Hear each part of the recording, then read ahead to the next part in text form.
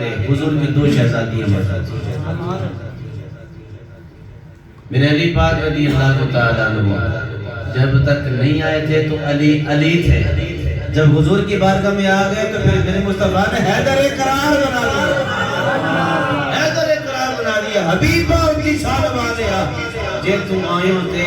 بہار آیا، صدیق کی صورت میں ہمیں بہار نظر آ گئی، میرے عمر کی صورت میں ہمیں بہار نظر آ گئی، میرے عثمان کی صورت میں ہمیں بہار نظر آ گئی، میرے علی کی صورت میں ہمیں بہار نظر آ گئی، میرے بلال کی صورت میں ہمیں بہار نظر آ گئی، میرے بلال پاک وہ عظیم ہستی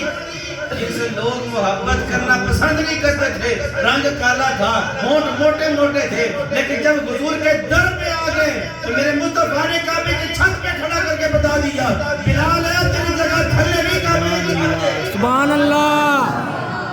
تیری جگہ تھلے نہیں کعبے کی چھت ہے۔ حضور نے بتا دیا جو مجھ سے محبت کرتے گا ان کو زمین پہ نہیں پہنچا کر دیتا، سبحان اللہ، کر دیتا ہوں۔ کعبے کی چھت میں چڑھ گئے، اذان کا وقت ہوا، میرے مصطفیٰ نے فرمایا بلال اذان پڑھو نا،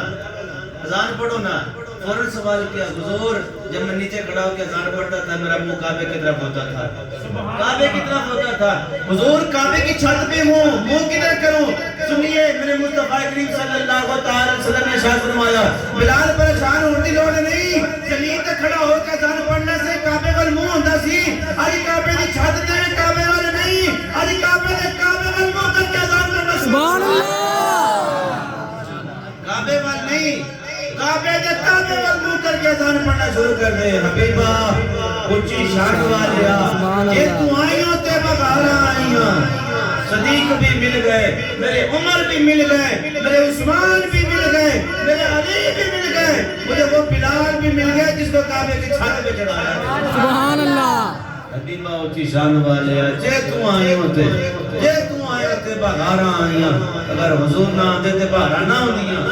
کوئی بہار بھی نہ ہوتی، نہ ایمان کی بہار ہوتی، نہ بہار یہ موسم کی بہار ہوتی، نہ یہ مذہبوں کی بہار ہوتی، کوئی بہار بھی نہ ہوتی۔ میرے مصطفیٰ آئے تو یہ ساری بہاریں میرے مصطفیٰ کا صدقہ۔ سبحان اللہ، اسی محبوب علیہ السلام کی تعریف و ثنا دینے کے لیے میں دعوت دوں گا۔